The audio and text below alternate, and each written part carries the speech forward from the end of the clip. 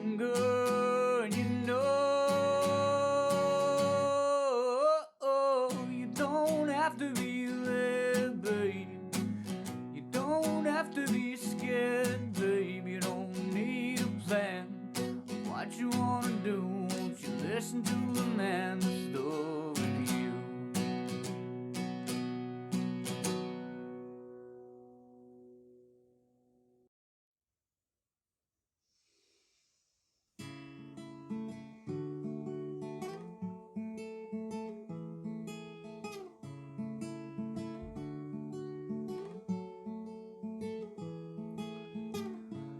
Shadows settle on the place that you left. Our minds are troubled by the emptiness. Destroy the middle, it's a waste of time. From the perfect start to the finish line. And if you're still breathing, you're the lucky ones. 'Cause most of us are heaving through corrupted lungs.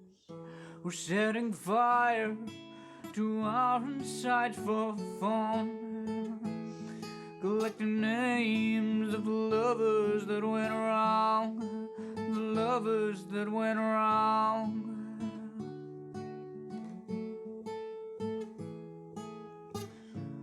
We are the reckless, we are the wild youth, creating visions of our future truth. And one of us will die before he gets there.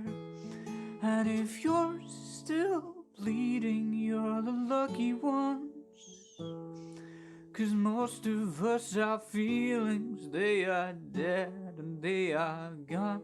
We're setting fire to our insides for fun, collecting names of the lovers that went wrong, the lovers that went wrong. And you caused it. And you caused it. And you caused it.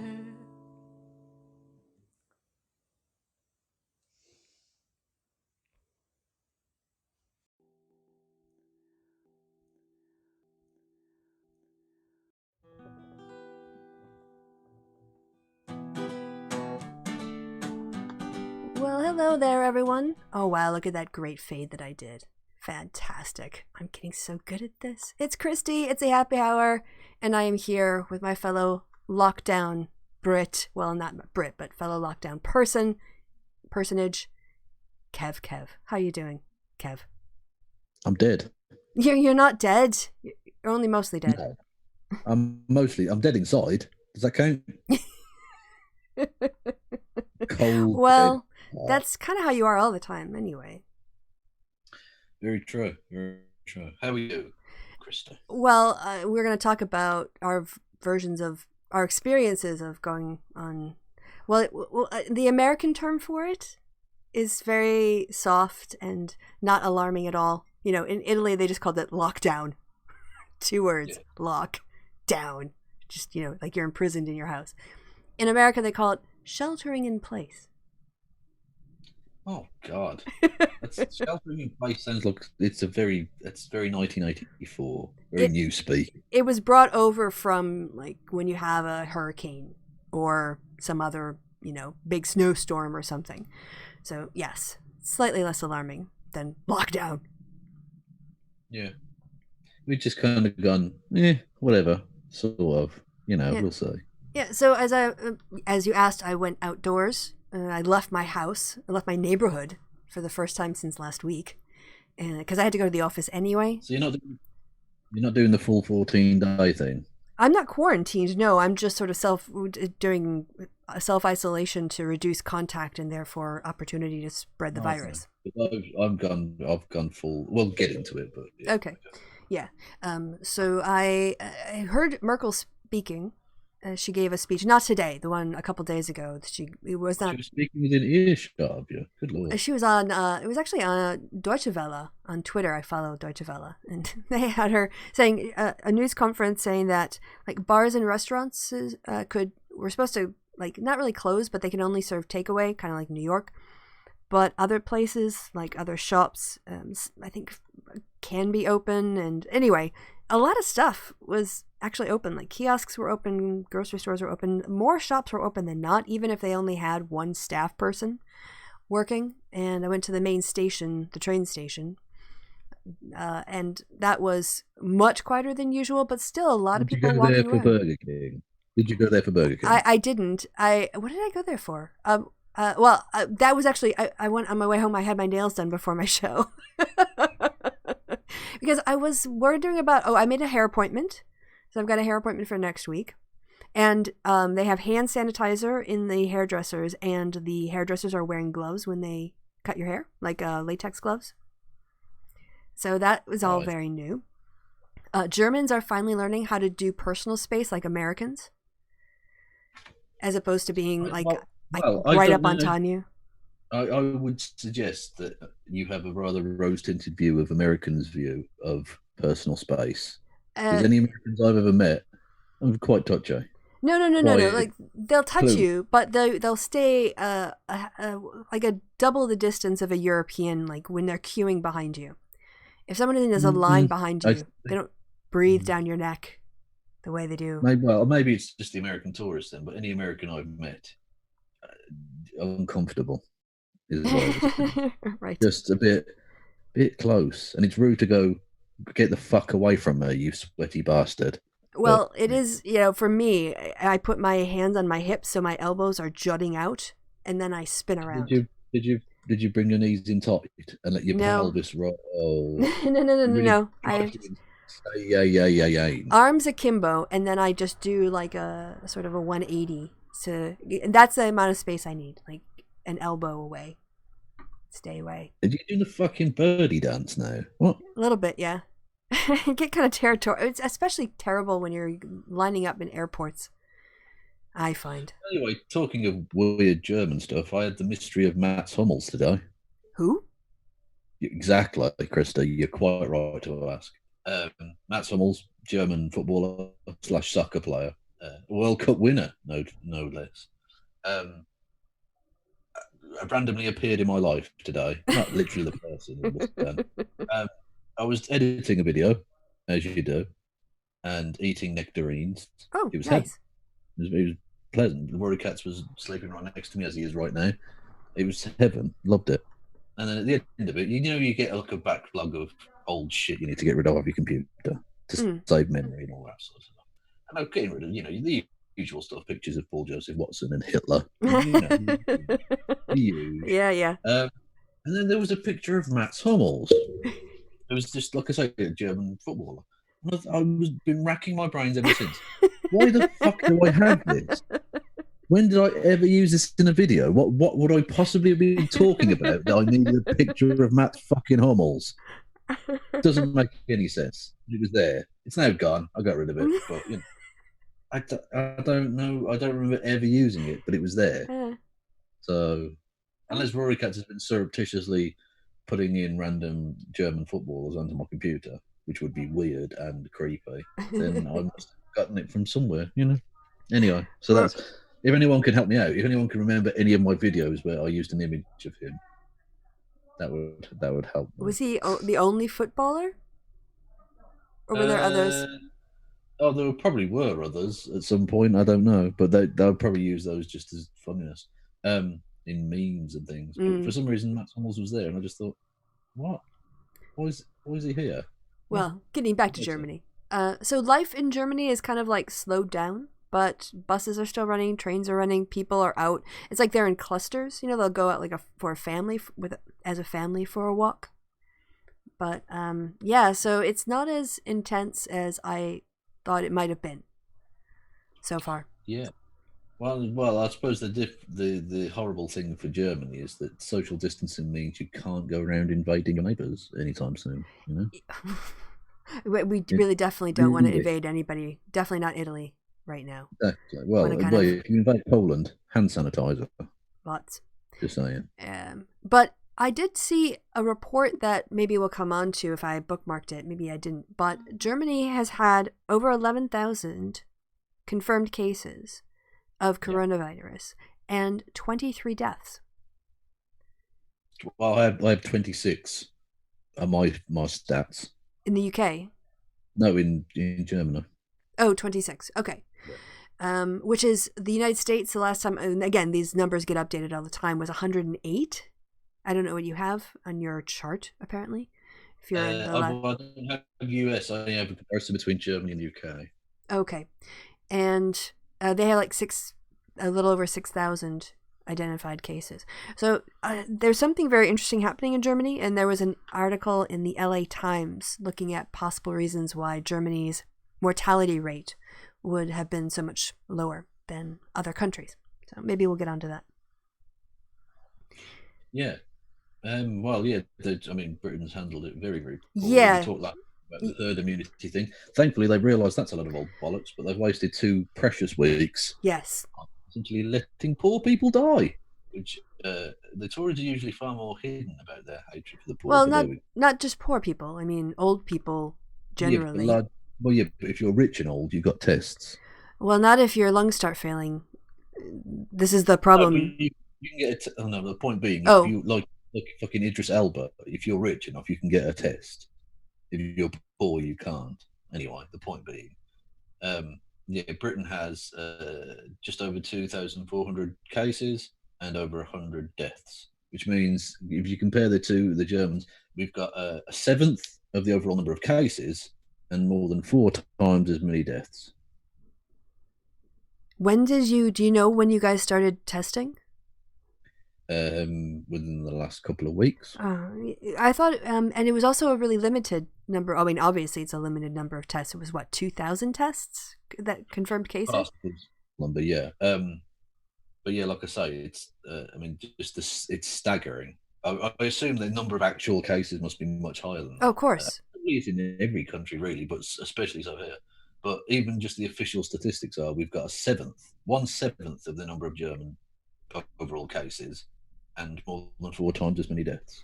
I think at this point, the death toll, because I think the mortality rate is running 1 to 3%, 2%, seems like, at least in the US. So it's sometimes easier, I think. I mean, I haven't heard anybody who's a medical statistician say this, so take it for a grain of salt. But to work back from the deaths to figure out how many cases there are rather than looking at the confirmed cases. Because if we're not widespread testing, and we have some kind of accurate, now, I don't know if they're retro-testing pneumonia cases that were actually COVID-19 cases that they missed in the death counts. That's a possibility. But if we have a death count and we know the mortality rate is, say, 2%, then you can work back the actual number of cases. And this is the other thing, too, that I found out, or I learned. I think it's really helpful at that point in time. So as one of the doctors on MSNBC explained, in the same way that it takes light, like maybe thousands of light years to get to our Earth, and that when we look up in the sky, we might see light from a star that doesn't exist anymore, right? The deaths that we're seeing now actually got infected up to 5 weeks ago. Mm. So we're looking, the people who are getting cases confirmed now and the people who are dying now are actually representative of where we were last month, and where we are now, we won't know for a few weeks. Which is really helping me, Kristi. Thank you. Well, yeah, because we had a fantastic piece of news. They rang me at an ungodly hour, considering I was supposed to be in work at 7 today. Yeah, you can tell your story now. Yeah, work rang me and said, "Oh, don't bother coming in. The place is closing temporarily until further notice," was the exact phrase. One of the people who works there tested positive, so we've all been compromised. We've all been exposed. So whilst the British government aren't enforcing anything, I've decided to do the fucking reasonable thing, the responsible thing, and I'm now cooped up for 2 fucking weeks indoors, which is grim. But there we go. I mean, you can go in your backyard. on your own. Oh yeah, you can go outside. Yeah. They said you can go outside for like exercise and stuff like that. So like a fucking dog. Yeah. Don't keep me chained up in the backyard. That's cruel. Okay. Definitely. Anyway, so yeah, you can do that. Like I'm not really all that bothered. I don't fucking. Like, the idea of staying indoors is heaven for me. That's fine. Although I'll probably be going stir crazy at some point in the near future. But yeah, and I managed to get loads of shit in on Monday anyway, so I'm fine in that regard. The only problem is, we do get sick pay, but we don't get what's called a shift bonus, which is what you do for actually working, basically. Which is like a third of the wage. Oh. Yeah. So that's going to be tricky. Have to see if we can get, I don't know, a loan or cut back on some stuff. Maybe. Well, is there going to be an economic stimulus in the way that, I mean, even the Republicans are like, hey, let's give everybody $1,000. I'm like, hello, Mitt Romney? When did you become a fan of UBI? Yeah, well, the British government yesterday announced a massive stimulus package, twice as much as what they said was impossible under Jeremy Corbyn. So they were lying there. It seems like the evil Marxists may have been right after all. Can you talk into your mic? Sorry. Hello. Can you hear me? I can. Yes, we can hear you now. Okay. The British government announced a spending package, but basically it's a huge amount of money that's going to businesses, not to people. Yeah. This is why it's good we have Democrats, at least in one branch of government in the States. So I might need to send Rory out on the game, frankly. I did see Rory Katz in the chat claim that they were not sleeping by you. You're a fucking liar. Whoever you are, I see through your rubes. Okay. Anyway, so yeah, I'm dead basically. I think I'm the stage where I'm about to become a zombie. I think that's how it works. Are you symptomatic at all? Not in the slightest. Yeah. I'm absolutely fine. But I assume before you turn into a zombie, you feel fine. Pretty sure this isn't the zombie apocalypse. But I think you've got your head buried in the sand. Wake up, sheeple. Yeah, this is, well, it's not the zombie apocalypse, but it is a completely different Europe than the one that I've lived in since I moved here in like 2000. Yeah, one with zombies in it. No, I'm not worried about that. Oh, before I forget, the LA Times article looked at multiple factors as to why Germany is so different in terms of the way that it's playing out. One was that they do have access to early testing, but testing itself doesn't stop the spread. It does pick it up earlier. Also, people in Germany, they just take sick days. Like a lot of German people, because we have good sick leave, will take one sick day a leave, a day of sick off, like once a month or on average. Something like, I saw 17 days a year, which I don't believe. I take like maybe 5-6 days a year. My colleagues don't take 17-day sick days a year, but anyway. Also, because there is the widespread healthcare, people go to their doctors a lot here, and also older people who lived through the war, when they were told go indoors and evil people, when they were children, Terrible. they just went indoors, and the children camp guards. The majority of cases diagnosed in Germany have been with younger people, and we know that's a population much less susceptible to those really fatal complications, even though there are some obviously who do succumb to fatal complications. So that there's still going to be more waves of this to come. Like after this first wave passes, we will probably see a resurgence in the autumn. So we will have to be prepared for that. So it's kind of up in the air as to when free travel around, at least not for 30 days in Europe, normal Schengen area, but we might basically kind of be homebodies for a while, which is going to be really, really tough on places that depend on tourism, like Italy. And I can think of also the Canary Islands and other cities that dot around the area. So, yeah. And also, yeah. Do you want to just talk about? We were talking about the incompetence of the Johnson government. Yeah, they're fucking dreadful. Like I said, they were trying to do the herd immunity thing until that became untenable. Well, they basically someone did the math for that. Yeah, and there's now a massive spike in the number of deaths, which is going to get worse and worse because, like I say, 2 crucial weeks have been wasted on the herd immunity thing, which was basically London was open. People were flying in and out of London. People were going to bars and restaurants. People weren't modifying their lives at all. Really, and it's so bizarre from the very same people who constantly whinged about, in the EU we can't just close our borders. Whereas now, now they're like, no, we don't want to shut the borders. Oh, for fuck's sake, make your bastard mind up. Have you guys not? Because we've left the EU, we're now not a part of the European Medicines Agency, which means that any coronavirus cure or treatment or whatever is going to be more expensive and longer to get here. Yay. And so, but you guys, do you know the status on your borders? Because, I mean, America and the United States, Canada and the United States have closed their border to everything, but basically, like, essential travel, food stuff's going back and forth, food supply things. I don't really know, to be honest. Okay, I guess you're not going anywhere, so you weren't traveling anywhere. No, I'm not. No, I'm not going anywhere. Yeah, I will not be coming to the UK in May. I've already accepted that fact. So yeah. Well, you're too good for us, are you? Well, I don't know. Maybe by mid-May things will have calmed down. Who knows? I mean, it is 8 zombie weeks hunting. from now, but we'll all be zombies by then. Yeah. Bring a crossbow. It'll be fun. I did see, and this is going to talk about this on multiple levels, but Amazon is advertising for 100,000 positions across the country. The forest.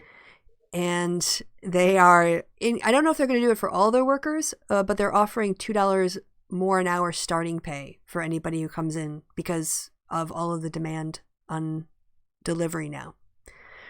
So that's a thing that's happened. Well, so Jeff Bezos is getting mega rich. Good for him. He needed a break. We're gonna look at. Did you see the thing about? What's his name? He's a footballer, I think. Let me scroll down. I don't know, but have you got the clip I sent you? Yeah, I did. Gary Neville. Did you see this? Gary Neville. No, what's up with Okay, him? you want to tell people who Gary Neville is? He is an ex-footballer. Played far too many times for England, as far as I'm concerned. He was a right back who was essentially teamed up with David Beckham on the right side of that great Man United team in the late 90s, early 2000s. Soccer player.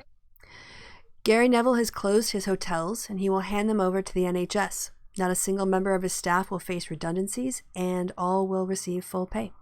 Oh, wow. So that's, we're going to... Well, good for him. Yeah. Awesome. His brother's also the manager of the England women's team. Oh, was he? I didn't know that. No, but he is. Oh, he is? Currently. Yeah, well, they won't be playing. Did you want to hear him? And his sister was the head of the GB netball team as well. So quite a talented family. Yeah. Family of athletes. Okay, so we want to hear this? Go on, he's got an annoying Manc accent. Go for it. Okay, Mancunian accent. Unlike my dulcet tones. Mancunian accent coming your way. With some news on GT Hospitality and our 2 hotels, Hotel Football and the Stock Exchange. We'll be closing both our hotels over the weekend, or in particular on Sunday. It's obviously been a difficult time for the whole of the hospitality industry, and the most important thing as a priority is the health of our staff and our guests, and we've taken this decision with that foremost in our minds. The second most important thing are our staff and our team members, and that they retain their income over the next few months. We will not be making anybody redundant or offering anybody, asking anybody to take unpaid leave. We're working together now on a package with our staff to ensure that they retain income. They're our most important people and the people who are the lifeblood of our business. And the third thing is that over the last week we've been in consultation with the health services in the Greater Manchester area, in particular the Manchester University National Health Services Foundation Trust, and our 176 beds will be occupied by National Health Service workers and medical professionals from Friday onwards. It's at this moment in time that I think the whole of our industry needs to show solidarity, not just for our staff in these uncertain times, but for obviously the people who need the accommodation most in the coming months. And it's something that we're delighted to have been able to come into an agreement with. It'll be free of charge. Our staff will operate the hotels as normal, and the health workers will be allowed to stay there without any cost whatsoever in this next few months when they need isolation away from family members who may be affected by what's going on. It's obviously very difficult times, and we hope that we can grow out of this stronger as a hotel business beyond what's happening. But for the time being, stay safe and wish everybody all the best.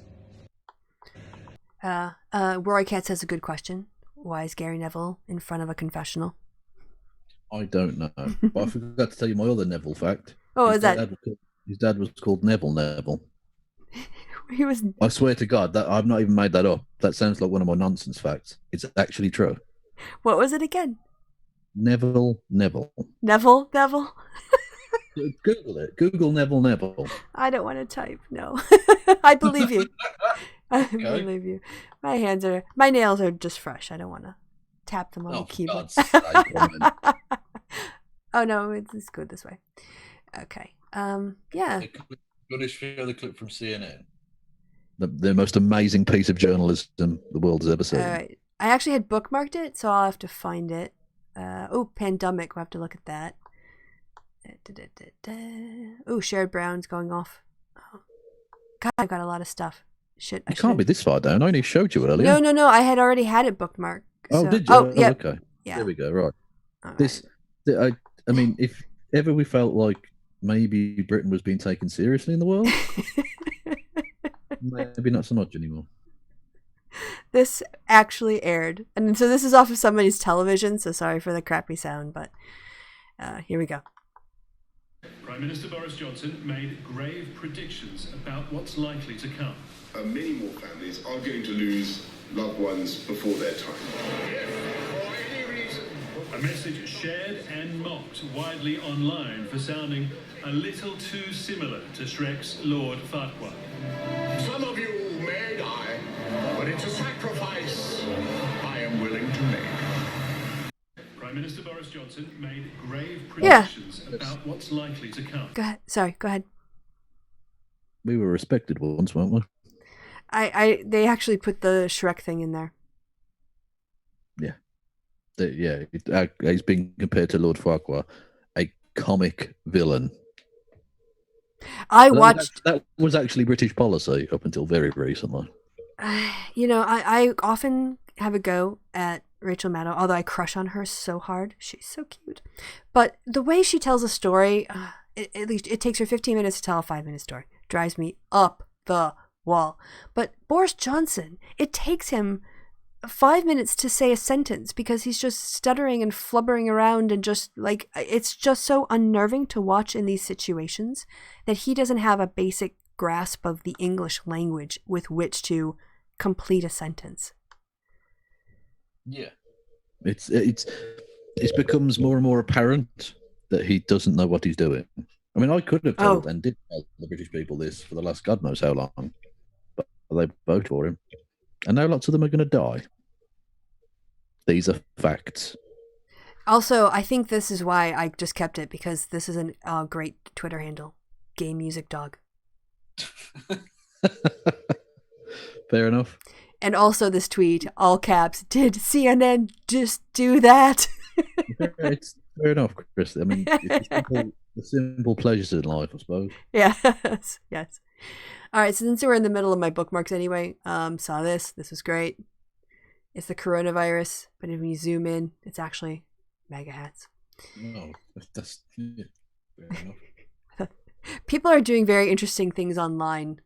Like people who are stuck at home and have to work and then need a break. People are wasting their time thinking about Matt Hummels. It's, different courses for different horses. You're going to like this. This is not Florida even. It's Newport, Oregon. But, quote, "It's hard to believe that we even have to post this," said police in Newport, Oregon. They offered a reminder to residents hunkering down due to the coronavirus. "We cannot bring you toilet paper."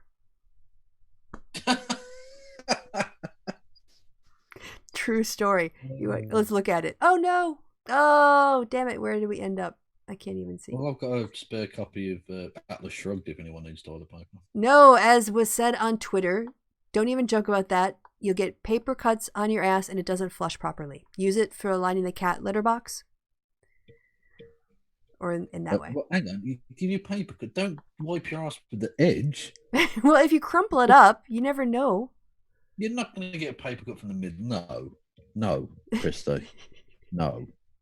Okay, you try wiping your ass for a week with book pages and let me know how pristine and paper cut free you are.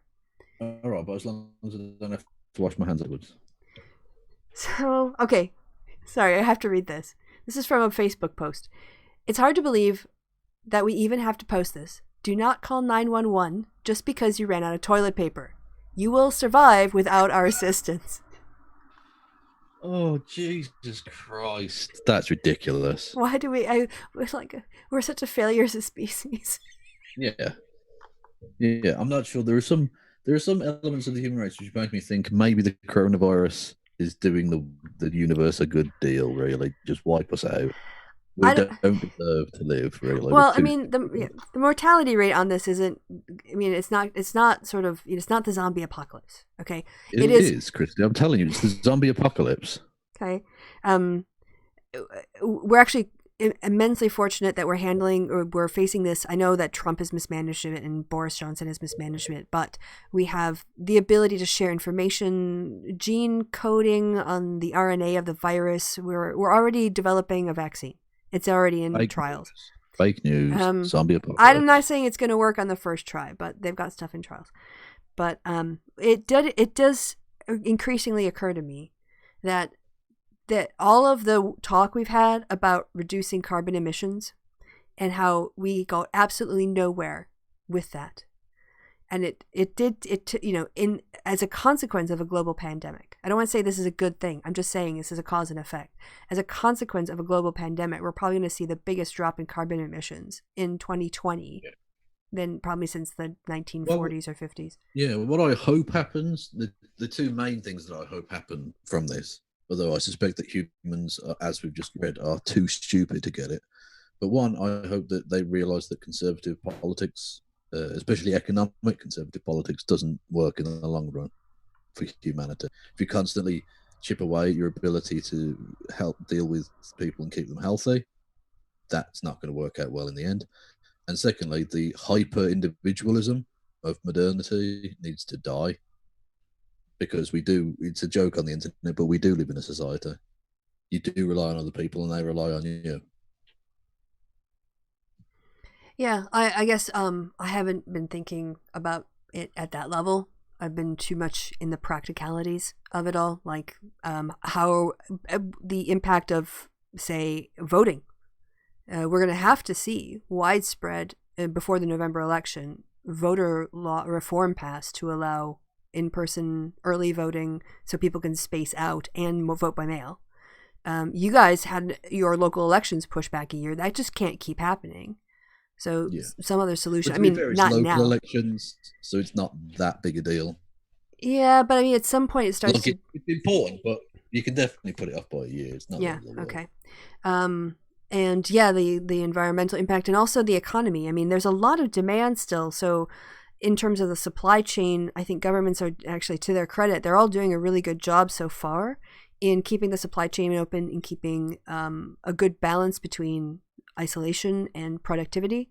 I mean, obviously a lot of service people are hit, but it might be, if we are in this situation, extending out for weeks and months on end, that our economies are going to shift to almost like from a service economy to a delivery economy. People are ordering shit online. Like, they're going to have money in their pockets, hopefully. We want to see governments, this is in the US at least. And I'm working from home, so I don't have any lost income. Right. So that's why I feel like it's really important for me to still participate in the economy and not just withdraw, because I don't want to facilitate a collapse, But if people are ordering things more, there's a possibility. I mean, I don't know about productivity and how long supplies are going to hold out, but it might just change a lot of, people might just not go back to work. We might see a lot less commuting because of it, because people will just work from home who can, which will take cars off the street, which will reduce pollution. So, yeah, and someone in the chat said Gaia theory. I don't think it's so much Gaia theory as a consequence of our how quickly we move around the planet now, and also evolution. Like, this was bound to happen because viruses mutate, and we have unregulated wet markets, not just in China, but in parts of Africa, and they're not just it's not a Chinese virus, as some idiot on the Twitter tried to tell me that the virus was Chinese. Like, no, it's we'll not. get on to that in a second. Yeah. What this has exposed, and I hope it changes fundamentally the remuneration systems across the board, is that we can deal without bankers and people like that, really, in terms of their actual importance, their crucial importance day to day. But people like who stack shelves at fucking supermarkets, checkout people, delivery men, these people are essential, and they should be paid for that essential service, because we can't live without them now. We don't. We're not an agrarian society. We don't grow our own shit. Yep. Yeah. So economic change is on the way. I don't know where we land. Like, we are in such uncharted territory here. Well, it's zombonomics is where we land. Zombonomics. So, yeah. And this is the other thing too I wanted to raise. We saw this. We see this whenever we have. They're talking in the United States about up to 28% unemployment because of this, right? And if this causes a recession, again, the governments are spending. I don't know where they're getting this money. They're spending a lot of money to throw at this problem right now. But where was I going with this? God damn it, I had so many thoughts in my head as I started. Well, that was the annoying thing. The Tories are throwing more than twice at this one problem, this what might be a reasonably short-term problem, and we're going to end up with nothing at the end of it, in the sense of when the government aren't going to own anything. Oh, I remember where I was going. Then Jeremy Corbyn planned to with an entire nationalisation scheme, which we would have then had the national infrastructure back in public hands. But anyway, sorry, go on. Yeah. It was just that whenever there is a high correlation between a massive economic downturn and then a slightly lagged period of time, and then a rise in right-wing populism. Yeah. We already saw that in 2018. 2008, yeah. Oh, yeah, 2008, not 18. 2008. Yeah. We're still feeling the effects of that now. We're still dealing with the shit that got kicked off, like Brexit. We can push it to, it's foreigners. It's the China virus. Yeah. So let's shut ourselves off, close the borders, blah, blah, blah. Oh, yeah. And also, in terms of how they're going to pay for it, I actually think that the billionaires might have to step up and just start funding shit because they have the money. Governments don't have the money for this. Well, they could if they actually enforced proper tax levels. Well, they didn't before, and it's too late now, because a lot of the industries, like someone pointed out, I think it was AOC, said, you know what the airlines did with all of the tax rebates and stuff that they got and all of their profits? They bought their own stocks to drive the price up. And now their stocks have collapsed and they're on the verge of bankruptcy. Yeah. Right? So you can't tax those people. They don't have the money now. So who has the wealth? And it's not governments. So this might be where the billionaires just start buying up governments. I don't know. Well, we can actually expropriate some of that wealth. Well, yeah, you can try, but government said, well, we'll have to see where this goes. So anyway, yeah, that's just some thoughts. Kristi, ultimately, if it's that or what, massive countries start collapsing. Yeah, but you're going to, okay, the problem with billionaires and that is you have to find their money. And if it's in assets in other countries, or if it's in Swiss bank accounts, or off the Cayman Islands, the shores of the Cayman Islands, you can't force the Cayman Islands to turn over. There's just international stuff that's more complicated than saying, Richard Branson, give us all your money. No, right, okay, yeah, individually that's true, Kristi. But if America's about to go under, you think they're not going to invade the fucking Cayman Islands and force them to do shit? No. You don't think they're going to do that? Oh, they'll have it. I mean, if we didn't do it during the Great Depression. I mean, I don't understand where this is even coming from. Like, who would do this? Congress? Wait, Mitch McConnell's going to pass this? No. The executive branch would just do it. Trump is going to do that? I'm certain they would. They'd go around. It might be unconstitutional. I don't think they would care. Okay, well, if you want, yeah, I mean, if you want to make that prediction, I don't even like. This is you're operating in a realm I can't even fathom right now. So I I can't comment. Okay. Yeah, I don't think I see Trump legitimizing asset seizure of his fellow billionaires. Personally. Okay. So, but hopefully it doesn't come to that. Hopefully we just have a slight downturn and then we rejig the way we do stuff and try to come back online. Okay, so did you see, oh yeah, this ad? I don't know if you saw this video, or I call it an ad. No, I haven't, no. Okay. Oh, and then we've got Candace Owens. Oh, you're gonna like that one. Did you see the Candace Owens clip? Yeah. Yeah, she's fucking weird. Yes. Okay. All right. Come on, play. Why aren't you playing? You were playing a second ago. Stupid video. Coming in from China. One day it's like a miracle. Oh, that's really loud. Sorry, everyone. I'm going to turn that down. It's kind of random when it comes to these videos. Coronavirus. This is their new hope.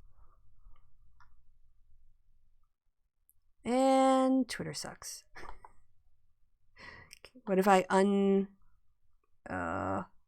yeah, clearly the media could not be played. The coronavirus. This is their new hoax. We have it totally under control. It's one person coming in from China. One day it's like a miracle. It will disappear. And we only have 15 people and they're getting better. I think we're doing a really good job in this country at keeping it down. Anybody that needs a test can have a test. And the tests are all perfect. This blindsided the world. I don't take responsibility at all. So that stuff is coming out every day. He does one of these dumb press releases or press conferences. Yeah, well, did you see his thing today? He literally went out and the first thing he said was, "We're here to do a briefing about the China virus." Didn't even call it coronavirus the first time, just to make it sound official.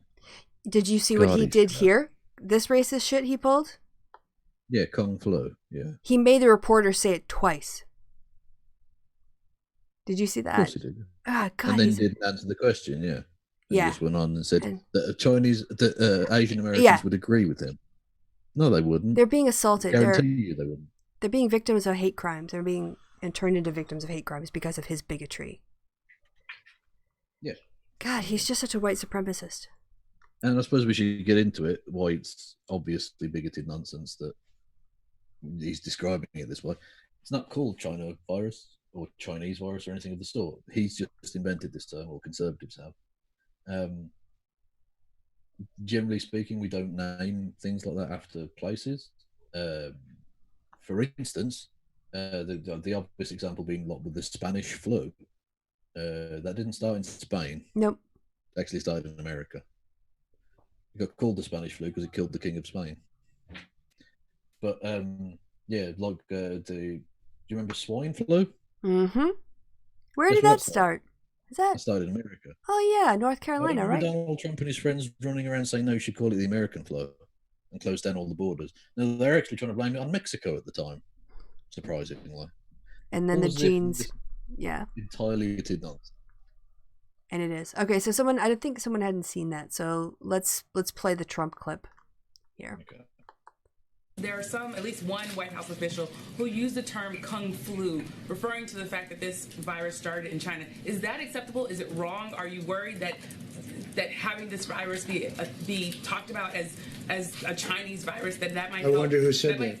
You know who said that? I'm not sure the person's name, but would you condemn the fact? Say the term again. A person at the White House used the term Kung Flu. My question is, do you think that's wrong, Kung Flu? And do you think using the term Chinese virus, that puts Asian Americans at risk, that people might target them? No, not at all. I think they probably would agree with it 100%. It comes from China. There's nothing not to agree with. There are at least one. My hand wants to slap. Yeah, so what did it come from China? Yeah. So all those came from America. It's ridiculous. Absolutely ridiculous. Racist. And that's not to say the Chinese government dealt with it well initially. They fucking didn't. That's part No. of the reason it became such a horrible thing. But the point being is that just because it's from a place, you don't name it after that place, especially when you're obviously doing it for just bigoted reasons. Yeah, he wants to deflect blame. This is why he's doing it. Yeah, this is China's fault. It's not my fault. Yeah. He literally said, I don't take responsibility at all. And he's never said a truer statement in his life. Yeah, he never takes responsibility. Ever. All right, I have a happy one now here. This one. Oh. My cat likes to sit weird. Yeah, he does that sometimes. And I poke him in his fat belly. He bites me. Oh, and then this, again. Why does he do these press conferences? Peter Alexander, how are asymptomatic athletes getting tested before others? Do the well-connected go to the front of the line? Trump, you'd have to ask them. Reporter, should that happen? Trump, no, I wouldn't say so, but perhaps that's been the story of life. Yeah, this is definitely actually one thing that's definitely been brought to the fore, the inequalities in society. That the rich get everything and the poor get fucked on. Yeah, and he's just meh. Of course, because that benefits him. Oh, this is very tragic. Sorry, everyone. Sad news. Italian medical chief Roberto Stella dies of the coronavirus at 67. He kept treating patients even after the masks ran out.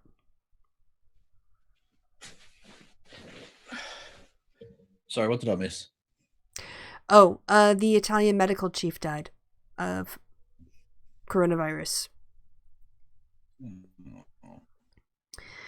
mean, just the comment here is he kept treating patients even after the masks ran out. Yeah, Italy is in a bad way. Yeah, it really is. 457 today. Oh, fucking hell. Yeah, it's grim. It's unbelievably grim. Yeah. And they are the doctors said that a lot of the ICUs are filled with younger people, much more than the Chinese patterns and data would have suggested. But also, I know that in Italy, doctors are literally deciding who is young and healthy enough to have a chance to survive. Oh. Because they're in wartime. They're making war kind of decisions every day. That's fucked up. Right, this was it. We talked about this at the start of the show. Is she again standing down? What? I thought she was standing down at some point. Yeah, but I think at the end of the year or something. Oh, is it? Oh, okay. Yeah, it was a long time. It wasn't like right away. People were talking about it like it was fucking imminent or some shit. Anyway. But this was when someone told me, about this article about Germany's extensive medical network apparently helped in early stage. We'll just look at it. Early stage of coronavirus. Read the headline. We've read the headline. That's all you need. Yeah, let's just do a Carl. It's a long form piece. Actually no, it's not. But we're not going to read it all. I already told you. Yeah, this was good though. This is the older people know all about extraordinary times from the war and are staying undercover at home. Martin Floater, a 55-year-old electrician in Berlin who helps take care of his elderly parents. Martin Floater. Yeah. Floater. That's what I'd say. Martin. Well, the OE would be an oo kind of sound, but my German is terrible anyway. They know how to get by with next to nothing. My parents are staying put at home. They aren't going anywhere these days. So, although this was from quite a few days ago, this was from the 11th, 10th. This was a week ago, more than a week ago now. So, yeah. And as I said, I'm so happy I'm being governed by a woman scientist. Is Merkel a scientist? Yeah, isn't she a chemist or something? I have no idea. I thought she's a politician. I have no idea what she did before that. Merkel, science. Oh, so you can type this shit, but not Neville. You want me to type Neville? No, Angela Merkel. Merkel science is just, Angela. I'm pretty sure she has a science background. K-E-L? It might be, as opposed to like the other one. Ah, yeah, you're right. Quantum chemistry, yeah. Oh, wow. Yeah. I actually saw a musical about her. Well, someone did kind of like a Hamilton version. Or no, it was a joke thing. God. And they had all about her life and how she got involved in politics and rose up. So, yeah, she's a scientist. So she understands this stuff in a way that Boris Johnson and Donald Trump definitely don't. Who are literally just rich kids. Yeah. PhD in physics. Thanks, chat. You guys are on all over that. So again, no guarantees. Who knows what's going to happen going forward? But currently, and this Fox News.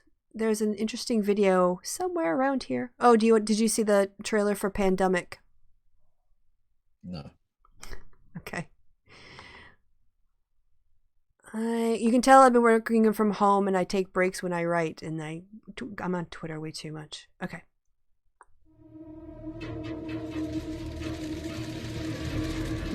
Oh.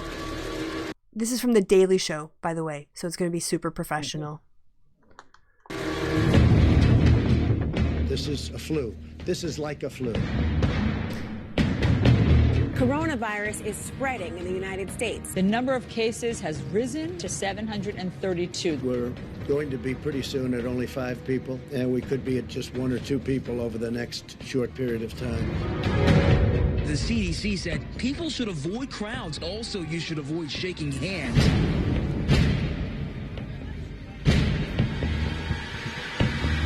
You know, my uncle, he was at MIT. He taught at MIT. He was a great super genius. I like this stuff. I really get it. They're going to have vaccines, I think, relatively soon. We're talking about a vaccine, maybe a cure. I think the reasonable expectation is between a year and 18 months, honestly. Anybody that wants a test can get a test. There has been a lag in the ability to get tested. If you take a solid flu vaccine, you don't think that would have an impact or much of an impact on corona? No. It will go away, just stay calm. It's going to disappear. One day it's like a miracle. It will disappear. That's a pretty good job we've done.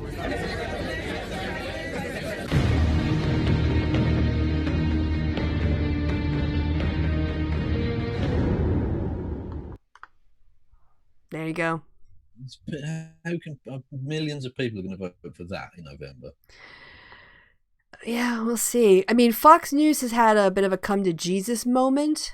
There's a very good clip. Yes. I've been... Okay, I was like, home all weekend, working from home all night. I'm spending way too much time on Twitter. All right, this is fascinating. The 180. This is yet another attempt to impeach the president. And sadly, it seems they care very little for any of the destruction they are leaving in their wake. We must test for the virus in order to stop the spread of it. What could be a very great recession. Some predicting even a depression. At worst case scenario, it could be the flu. I feel like the more I learn about this, the less there is to worry about. I was about to say the same thing. We don't have immunity to this virus. It's a new virus. It's a pandemic strain of a virus we haven't seen before. All the talk about March coronavirus 7th. being so much more deadly doesn't reflect reality. Without a vaccine, the flu would be far more deadly. We are facing March an incredibly 14th. contagious and dangerous virus that is moving across the world from one hotspot to another. We're going to call out anyone March and everyone who's using this virus as a political weapon against the president. The standard flu every March single 10th. year kills tens of thousands of Americans. We are now entering March what will be 18th. the crucial defining 15-day period as it relates to this virus, where we must slow the spread of coronavirus. It's actually the safest time to fly. Everyone March I know 13th. that's flying right now, terminals are pretty much dead. We have a responsibility to 17th. slow down this virus and to think of other people during this time. And so if you can keep your distance and prevent someone from getting close to you that might be sick, you could save your family, you can save the elderly, and help our country as a nation. It is absolutely February 26th. disgusting that Democrats are seeking to use this complex virus to score cheap political points. This dangerous health March crisis 11th. could dovetail quickly into a political crisis, already feeling economic ramifications of it all. That's Murdoch Press for you. Yeah, reactionary garbage. And this is what it produces. Patricia Bell, a 68-year-old Republican, said, "I don't know what's been happening in Europe is necessarily going to happen in the United States," Bell said. "I'm cautiously optimistic we're going to nip it in the bud. I'm more concerned for the economy." She's 68. Yeah. I'll leave it there. Yeah, so internet's been going crazy. Oh, and yeah, some... the fucking 30 to 50 feral hogs. They've been lying in wait. Yes. Oh, Tim Pool. This great tweet. "I've been told that I must abide by a curfew," he hasn't, "and sacrifice because we need to flatten the curve and protect what few ICU beds we have. Yet Bernie and Biden say they will allow non-citizens to access our already strained healthcare system." You're the dumbest cunt in the world, Timothy. Just like on a no public health safety perspective at all. Yeah. Like, you daft bastard. You know those non-citizens can give you the corona flu as well? You want to treat everybody because it doesn't... Coronavirus doesn't ask for your passport. It just spreads. It means you have to treat everybody. Yeah, well, I was doing a joke last week about the green card stopping coronavirus. It was a joke, Tim. Yeah. Just because you've got an American passport does not mean the coronavirus is going to go, "Oh, no, he's a citizen, that's fine. I'm going to go and find old Jose." So, yeah. Tim Pool. Tool. Yeah, he's a fucking idiot. Oh, we forgot about Candace. Oh, you can't forget about Candace. The genius of our time. There's so much just stuff happening. Well, she was just saying coronavirus would have been fine if he'd stayed within its own borders. It was trying to make America great again. Exactly, yeah. This was in... Where's reference to the time when she supported Adolf Hitler. Yeah, when she said Hitler was just trying to make Germany great again. If he would have kept to his own borders. So there's your title. Sorry in advance if you're offended. Great. Oh, God. All right, everybody. I have been... Let me just make sure this is on. Okay. I have been meaning for a while to do a video on my opinion on the coronavirus and the... Sorry, can you say that one more time? I said, is it the angle of the camera or are her tits really lopsided? I think it's the pull of her shirt. As someone who has rather large... what do you call them? Brightons? Bristols. Bristols, yeah. I can recognize when you sort of like have a purse or something on, or in this case, yeah, her shirt is sort of pulled. So it just looks like the Invisible Man's holding one of them up. Well, I can see that. I get where you're coming from on that. Mass hysteria that it has inspired. Bear with me, I actually wrote down some notes because I didn't want to miss anything because I've been in deep dialogue about it over the last couple of days. And I kind of am ready to say what I think. Okay. Wow. I wonder if any of the things that she's about to say consulted medical experts. No. She says deep dialogue. She means she was talking with Charlie Kirk or something. All right. So get ready for this big brain stuff here. I haven't watched this whole thing. Actually, I was thinking about Charlie Kirk as well. It must be a lot easier for him to follow the rule about not touching your face. No, there's so much more of his face. No, because yeah, but that's empty. But you can touch the empty bit. It's just don't touch the bits where he can get into you. And those are all crunched together. Exactly, yeah. It's like a postage stamp that he doesn't have to touch. All right, hitting play. So, first and foremost, I think coronavirus, outside of the health implications, has provided a unique social experiment. The social aspects here are the things that I'm most interested in. What is unique about this scenario is that we have spent the last couple of years... I don't think I hit. Oh, okay. Listening to socialists and leftists say that our border should be porous. Overnight, we are seeing them turn into conservatives and they want the border shut down. What is she talking about? Yeah, I don't know what the fuck she's talking about now. This virus was spread from people on cruise ships. Yeah. Not people coming from Mexico or somewhere in Central America or South America. And not just that, but it's actually turning conservatives, Mitt Romney, into socialists. Yeah. Yeah. So she's not just wrong; she's exactly the opposite of reality around. Yeah. Okay. Sorry. Where did she even get that idea? Don't know. We're just gonna move on. Just let the nonsense wash over you in a wave, right? Don't fight it. Don't try to think every line through. By any means possible. On the flip side of that, we are having conservatives who have been screaming about the necessity for individual freedom, for free market and capitalism, almost transform into socialists overnight in terms of what they want for the government to do to solve this issue. They are now. To be fair, I'll retract the previous point because she did make that point. Okay. Okay. All right. She's still wrong about the first point, but she did point it out. So okay, cool. Okay. Yeah, because you thought she was doing the borders thing only. Yeah. Got it. Okay. Every person that I follow and respect deeply is suddenly making arguments, emotional arguments that Alexandria Ocasio-Cortez makes about why we need to give up our rights and our freedoms. So I don't know that have you been told you have your rights and freedoms taken away? No, I mean, I suppose if they go into full lockdown, that would be one, but that's like absolute last emergency type shit. But you're engaging in self-quarantine. Yeah, exactly. Yeah, the government aren't forcing me to do it. I'm just a responsible citizen. Yeah. I mean, other than that one dimwit in whatever it was who got a coronavirus positive and then went out of the hospital, I haven't heard of anybody else who's had to have like police or a sheriff at least put on their front porch to make sure they don't spread. Well, what does freedom mean if you can't go around just coughing in random strangers' faces, Krista? I don't know what she's talking about. What's the point? It's almost like this might as well have won. Well, I just go around swabbing my mouth and then putting those swabs in people's mouths. Up your nose, man. Up your nose. Right up your nose. Dig it in there, like up into your sinuses. Exactly. Yeah. It was, the cruise industry and airlines that kind of shut themselves down, in this case. Mm. Also the NBA and lots of other places. But anyway, okay. We're never going to get through this, so I need... Don't get me started. I already had to go through one weekend with no sport, and I'm on the verge of fucking losing it. Do you have, like, a rerun channel where you can watch?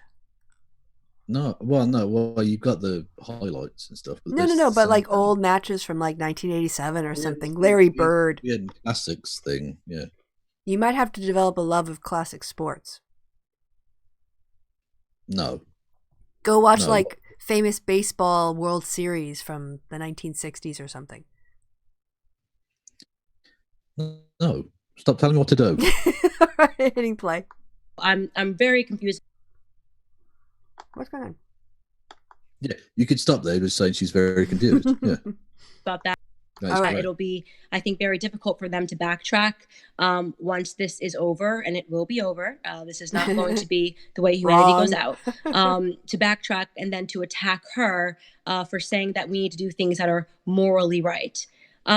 So let's just talk about that for a minute. So some of the arguments against socialism, aside the fact that contention. Yeah, let's debate whether or not being moral is something we should do. Yeah, exactly. In the future, if we do stuff moral now, we'll have to continue being moral. That is actually her argument. Yeah. We can't, and not just that, but she's implicitly saying the things that we're calling for and have been doing for ages are intrinsically immoral. Mm. And we know they're immoral, and we want to continue doing the immoral things. Hey, question from the chat. Do you play FIFA? I don't play FIFA. I have mastered FIFA. No. I am FIFA, motherfuckers.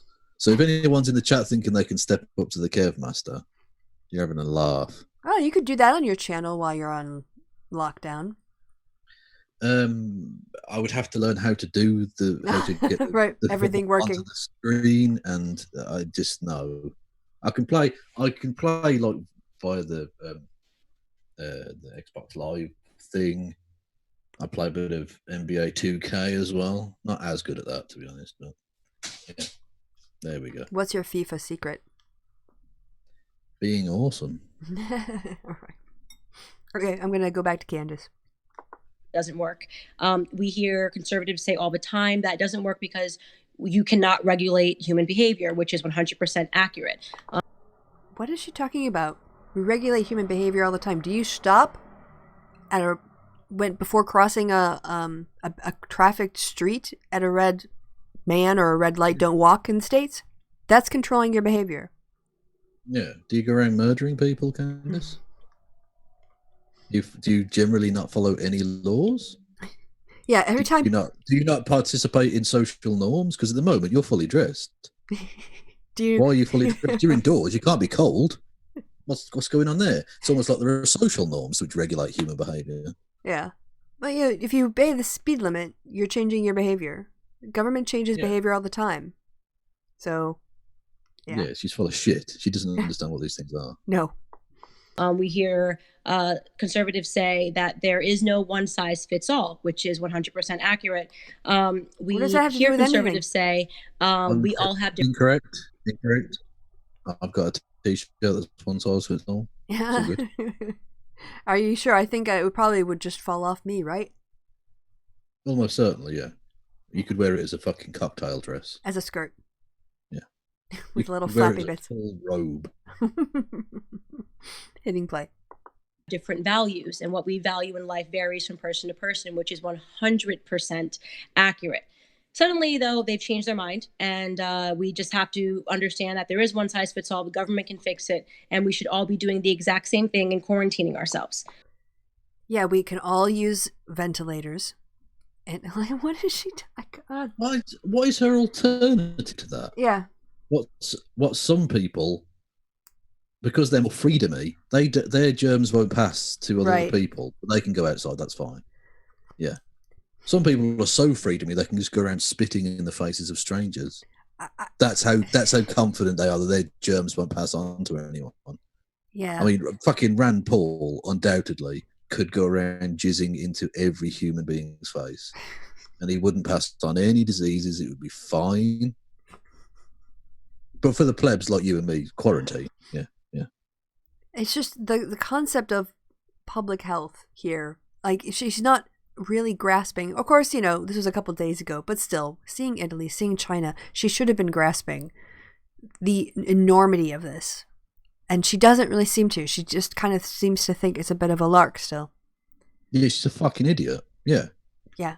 And also this, in terms of one size fits all, I mean, that's just, like, look at the statistics about interactions and contact. I'm sorry. There is one size fits all because human bodies are all basically the same. There are slight differences, certainly in the exact morphology and all the rest of it. But disease is going to fuck you up, right? So if you get it and you've got the potential to pass it on, which every human being has, you have to stay indoors. The thing is that it's not about us and the one size fits all. It's that the coronavirus, we are one size fits all. Whatever size we are, it will live in our bodies or reproduce, and we'll get a cold or not maybe, but we'll pass it on, possibly. Just the ugh. All right. Did you have something else? No, I was just going to say if we're all one species, then we have to act as if that's the case. The case, yes, precisely. In the absence of herd immunity, we have to quarantine ourselves to kind of fake the herd immunity. We're not herd, Kristi. We're not cows. Yeah. Well, of course, in this case, as I realize, it's really not about the immunity. It's about slowing down the tsunami of infections that are going to have complications, and the complications that are going to be very serious. Well, talking of herd immunity, I wonder how Devin Nunes' cow's getting on. Moo, bitch. Yeah. Oh, Devin Nunes had to eat a bunch of humble pie. Did you see that? Yeah, he's bullshit about going out to bars and restaurants and stuff, and he said, no, I only meant drive-thrus. What drive-through bars have you ever been to? What are you talking about, you fucking lunatic? He's such a bad liar. Oh, my God. Ugh. Why does he even agree to go on television? I don't understand. Well, why not? Why does he? Yeah, why Devin Nunes? Why Devin Nunes? Hitting play. Hey, Bruce, good to see you. Hello, waving at you from Germany. Hello, Bruce. Okay. So first, let's start with them wanting to force people to stay inside for their own good, right? So I'll tell you what's wrong about that. First and foremost, the center of that is just, it really shows anybody telling you that we just need more government, more government, more government to fix this is completely out of touch with reality. I watch the news because I'm on the news a lot. What is she talking about? What is this? It's not a matter of more and more government. It's literally saying we know how this is transmitted, yes, and we know how the potential for that to be stopped is by making people stay in their own homes.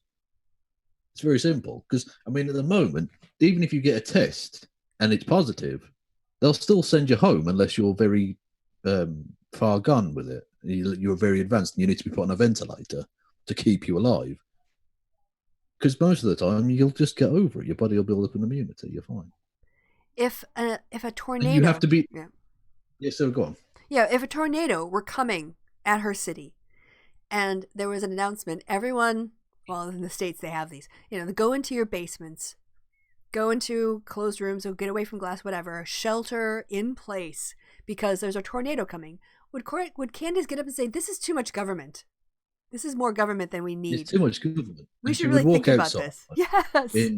In an Old Glory onesie, by the most freedomy death that's ever existed, while screaming, fuck you, government, as she's sucked up into the vortex. Basically. I mean, that is a sort of natural disaster equivalent of the argument she's making.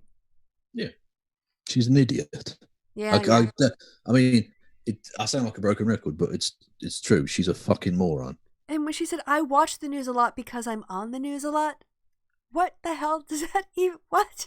Yeah, I like to jerk off while looking into a mirror as well, Candace. Yeah. Like, one, you're not, and two, that's not why you watch the news. Like, all right, so let's hear where her news consumption gets her. I know the people that follow me probably consume the news. The majority of Americans do not consume the news. The majority of Americans are not reacting in the way that you think that they should be acting because you're fearful. If you believe in freedom, freedom doesn't suddenly stop when you get scared, okay? So for people that think that because the airports are closed, people are no longer convening, which is ironic, of course, because we know that in the circumstance where they didn't want anybody in the airports, there were 2,000, 3,000 people fighting over the last tissue rolls at Costco and Target and CVS. My brain is melting. Okay. Is this her arguing that people are responsible enough that they don't need the government to intervene?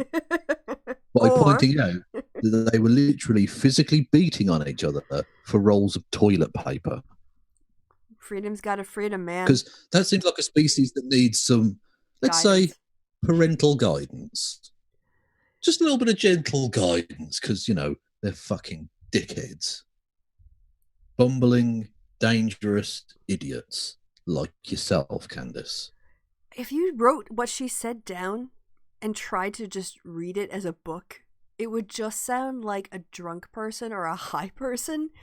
The stream of consciousness, yeah. Talking to a street lamp. Yeah. Yeah. All right, hitting play. What about if the news was made of cheese? That's kind of where she is at this point.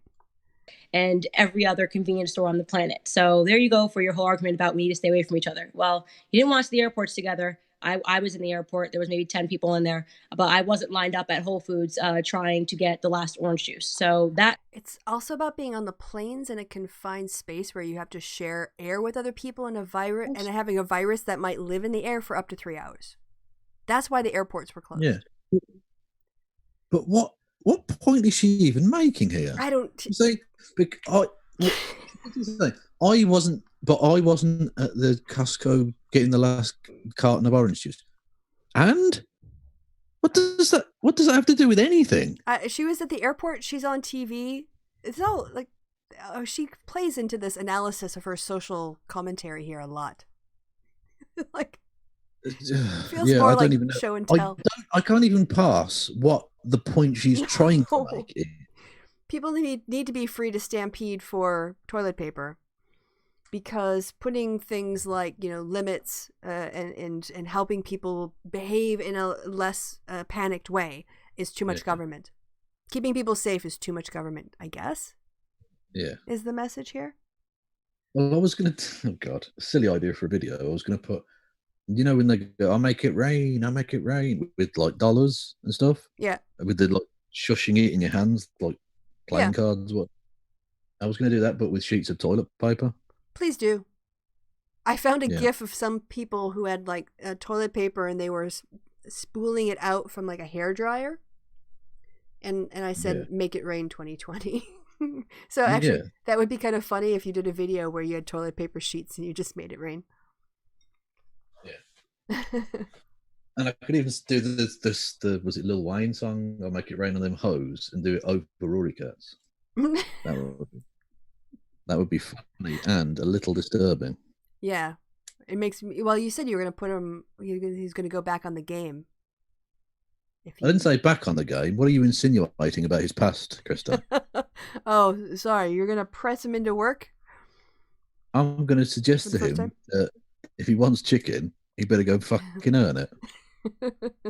Oh, we might just bring you back a dead chicken. That would be easier. That's true. To be fair, he probably will just go to the shop and buy a chicken. Yeah. I saw a video of a dog going into an open door shop, grabbing a loaf of bread and walking off with it. Fair dues. He was a hungry dog. He was a hungry dog. Gonna eat well tonight. All right, hitting play. Entire idea of thinking that you can contain it, human behavior tells you that's just not true.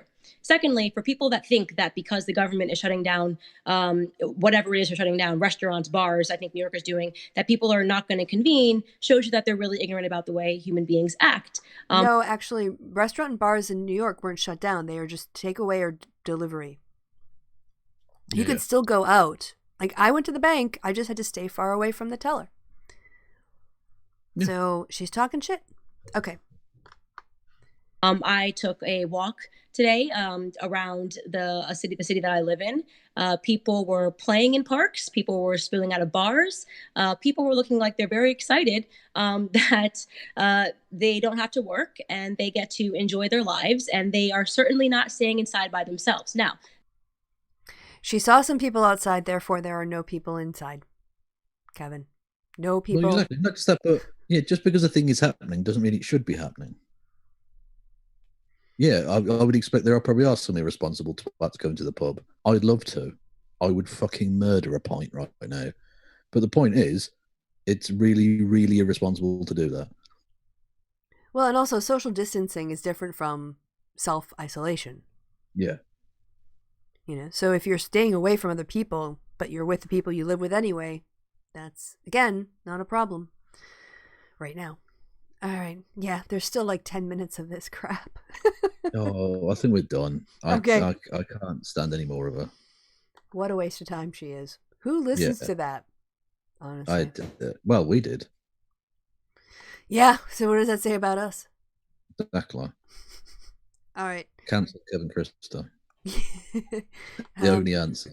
Oh, we haven't talked about this at all. What is it? Third Super Tuesday. Super Tuesday. Super Tuesday Part 3. Yeah. Well, so that happened, and went well. What's this? This is why Sanders had a terrible night in Florida.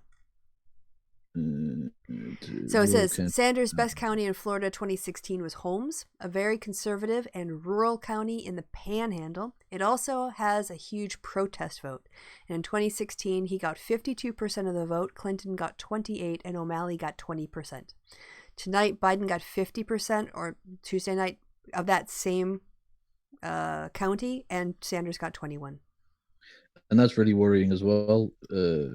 Or it would have been. Let's talk about it as if the race is alive for a second. It's not, but let's do it. That would be really worrying if Sanders were to go into the general, because he would need to probably win Florida, and he was assumed that he would lose Florida in this one because of the Hispanic vote and his comments about Castro and all that sort of stuff. Whereas if he's also losing in rural Panhandle Florida, that's like the South. He's not winning anywhere. Yeah. That's very white. Yeah. So That's pretty embarrassing. Yeah. He got absolutely wiped out in those places. And frankly, I'm not going to say he's lucky coronavirus happened, but he's lucky that those other states didn't go, because some of them he was going to get absolutely torched in. Mm-hmm. Yeah. Oh, so, there's reporting that he now wants to hold out to New York State, which is the primaries in April. Why? I mean, I get that democracy is a hugely important thing, and this is all part of that process, and that some things are bigger than even a disease like this, because life has to continue. Otherwise, what's the point, sort of thing. So if the race was live, if he had any chance of winning, I'd say, okay, fair enough, he wants to stick by it. That's fine. But he doesn't. So you're needlessly endangering people's lives voting for a thing that is irrelevant now. Well, in a lot of ways, a lot of these states are putting all their primaries off, so he's just delaying the inevitable. But what it stops is Joe Biden from being the presumptive nominee and being able to kind of take on Trump at that level and challenge his policies a little bit and say, this is the alternative. This is how I would do it. But as long as he's got Bernie sort of nipping at his heels, he's not really the presumptive nominee. Yeah, I know that's a wider point you're making there, but I just meant in a practical, humane sense. Just stop now. There's no need for this. Just cancel. Just drop out, and you can cancel all those other votes. Which, again, I'm sure the people in those states won't be necessarily very happy about that. But given the circumstances, I think they'd understand. So you've got to be practical about this. He can't win, so why continue in this way? I wanted Bernie to win. He isn't fucking going to, though, so it needs to stop. I mean, I could read out the reporting of how Joe Biden did in various demographics, but I feel like he's already dead. Look, he's been wiped out conclusively now in three Super Tuesday eyes. Tuesdoids? Tuesdoids. I like that. Super Tuesdoids. Yeah. Consecutively now, so it's done. He's too far behind. He's behind by 2 million votes in the overall. Yeah, I think I saw somewhere he'd need to win about 60% of the remaining delegates, which isn't going to happen. I don't know that his campaign released a statement. I saw somebody reporting on Twitter that there was, I think it was a New York Times quote that someone in the campaign said he's holding out till April.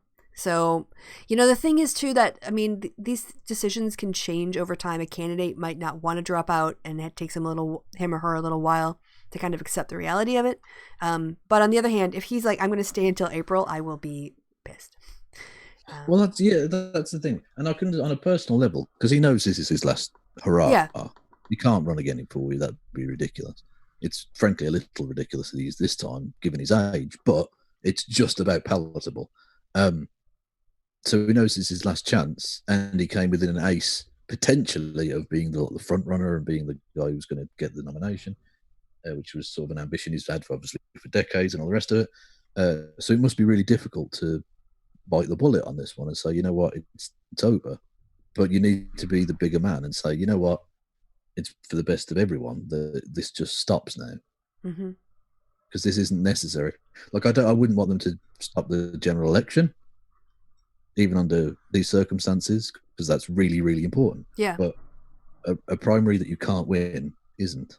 And people have said, and there is a good point, that we still need voter reform because there are other elections on the ballot besides the Democratic presidential primary. But it means, fewer people in the field, just like retract your staff. There's no point in having your staff out there. It's getting, it's just like you're not doing it because you have a chance anymore. You're doing it because you don't want to quit. And that's not a good enough reason to stay in. Yeah. Well, I'd say even then, I mean, there is the other point you made about Biden being the presumptive nominee, and that's important in its own way. But in a normal year, whilst that would be irksome, it wouldn't be a problem necessarily. It wouldn't be like an irresponsible thing to do. Yeah. Whereas this time it feels like it's a really irresponsible thing to carry on. Yeah, it's time for the party. I can understand after Super Tuesday, because if the first Super Tuesday, because it was, it's still a long way to go. But it's a conclusive pattern now. It's being beaten across the board, and that's It's not just sad to see, but it's now unnecessary. Yeah, I went into the crosstabs. Well, not really the crosstabs, but I went into some of the descriptive statistics. And in Arizona, he basically was even with Biden with Latinx voters. Yeah, which was the only minority group he had, wasn't it? Yeah. And he, and to this, yeah. So if he's now also tying in the one minority group he had, yeah, you're done. Yeah. You're done. It's a shame. And I think, like I say, I did a little memorial bit for his campaign in the last one, but it bears reiterating that it should be borne in mind. I think he has been good for America in the sense that he's pulled the national conversation to a more progressive place. That's a positive impact he's had, but that's about as far as it can go now. Concurred. The Senate voted today on that bill. Rand Paul tried to hold it up. But of course he did. The cunt. Yeah. Sherrod Brown gave a good speech. I thought I'd bookmark it for the show because I didn't know if the Senate would be voting or not by this point. So if you want to give it a listen, that all right? Yeah. Okay. So this was a day ago. I asked Senator McConnell on this floor. I opened this door, Mr. President, and I pointed down the hall and I said, Senator McConnell should come back here and let's work on this bill. Whether they're actually finished in the House down the hall doing it or not, we should be working this. Now we've had 4 more days. Senator McConnell had to go back to Kentucky. I don't really know what he went back for. We asked him to stay and finish this, negotiate it and do it, to take care of stopping this virus, to take care of all the people in my state, in Illinois, in Senator Markey's state, in Senator Coon's state, in Senator Bozeman's state, to take care of all these people that are losing their jobs and don't know what to do. Senator McConnell went back to Kentucky, wasted 3 days, make that 4 days. Today is another day we're wasting. Again, I don't know why he went back. It's 3 more days of people worrying. It's 3 more days of people self-quarantining. It's 3 more days of businesses in Columbus and Dayton shutting down. It's the anguish that you feel if you think one of your loved ones is sick. All of that. Empty airplanes, all the things that are happening. He went off. Fair dues. I can understand that anger. Why the fuck would you go back at that point? Like, yeah, it's important you represent the people of Kentucky and all the rest of it, but this is a national emergency, motherfucker. Yeah, he went to something. Stay in Washington and sort this out. If you have to sit all day Saturday and all day Sunday, you get some shit done. Yeah, be ready. Hit the ground running. Start working on the next proposal. But do you know who he met up with while he was down in Kentucky? I think we talked about this. Presley. No, not that. That's where he went to hide. Because he's not dead. That's where he went to hide, was Kentucky. He was at some event and Brett Kavanaugh was there. Of course he was. Good old boys. Oh, this isn't going to touch them. Well, apparently one of the, was reading a Vanity Fair article that Trump is very... Mitch McConnell's very old. I'll leave it there. Yeah. Trump is very mad at Jared Kushner for giving him the advice. Yeah, when in doubt, blame a Jew. Well, yes, he blames every. Hey, Donald is completely 100% blame everybody but himself. So it's not just, especially if there's a Jew on hand. So Jared was the one. Not that I'm defending Jared Kushner; he's a gobshite. Jared was the one who told him that Google was going to have that website ready. He said, we should get the Vanity Fair piece up. It's hilarious. But stop telling Donald Trump things. He believes you. Yeah. Something about they have 1,000 people working on it 24 hours a day and it's going to be done. And it was total bullshit. Well, they're not sleeping. How do these 1,000 people not sleep? Yeah. Also, he told him to treat it more like a PR thing. Apparently, one of the days that right after the NBA shut down its stuff, the president was on the phone to football owners because he was trying to convince them to keep it open because he just thought if we can maintain normalcy throughout all of this, then it'll be okay. Why was he even bothering? That season doesn't start for fucking months. Well, because, again, what is he doing on the phone to NFL owners in the middle of a pandemic? Yeah. Well, I mean, if it was the middle of the season and that was an issue, yeah, okay, that would make some sense. But why is he trying to convince them now that a season that starts, I mean, even the early mini camps are 4 or 5 months away? It's all about PR. PR. Ridiculous. Look, it makes sense to talk to the NBA. That's happening. Maybe I got that wrong. Now I'm losing confidence. I'm pretty sure it's No, that's fine. No, I'm just saying it seems very Trumpian because we know he's got a thing with the NFL because he started his own league. Yeah, that's true. And flopped on its face. Yeah. And one of the things apparently that changed was the fact that, COVID-19 turned up at Mar-a-Lago. Why hasn't this fucking horrible bastard got it yet? Really? Yeah. If there's any more proof needed that God is not there. No, it definitely was. The football season. Last Thursday, as the stock market was on the way to losing nearly 2,400 points, its biggest single-day plunge since the 1987 Black Monday crash, Donald Trump was worrying about the fate of the football season. The NFL players aren't scheduled to report to training camps for months, but according to the source, Trump feared that the league might preemptively announce it was following the NBA and NHL and suspend and delay operations due to the coronavirus. It's fucking months away, you dopey bastard. You don't need to do this right now. Yeah. What? That's what he's spending his time on. Yeah, and that's about tweeting about how high his approval ratings are, which they aren't, by the way, Donald. Mm-hmm. But yeah, tweeting out fake stats about his own, how everyone loves him. The fuck is wrong with you? Last week, Trump also spoke with Ultimate Fighting Championship President Dana White and advised him not to cancel UFC events.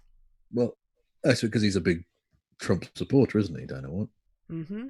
So this is the stuff he But was at doing least that's last an week. ongoing thing. At least that's like a public events thing. There is at least some reason to ring Dana White.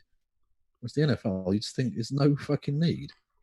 It's like saying, it's like ringing up Father Christmas and saying, do you mind not cancelling Christmas, mate? Not an issue right now, is it? Do you know what I mean? So as the president processes the stakes facing the country and his presidency, he's also lashing out at advisors whom he blames for the White House's inept and flat-footed response. Sources say a principal target of his anger is Jared Kushner. Quote, I have never heard so many people inside the White House openly discuss how pissed Trump is at Jared. A former West Wing official said. Ooh. And the Google thing. Kushner, yeah. They had to. Trump also said it was also said to be angry that Kushner oversold Google's coronavirus testing website, when in fact the tech giant had a fledgling effort. Trump got slammed in the press for promoting the phantom Google product. Quote, Jared told Trump that Google was doing an entire website that would be up in 72 hours and it had 1,100 people working on it 24/7. That's just a lie. The source briefed. He hires the best people. He hires the best people. Well, I mean, I'm laughing, but I mean, it's tragic because this is flat-footedness, but this is the ridiculousness of the Trump administration. It's going to lead to people dying, yeah. There's no doubt this is going to lead to people getting sick, dying, losing their jobs. This is reprehensible. The federal government has been handed over to bumbling, incompetent, dangerous, reckless garbage. Yep.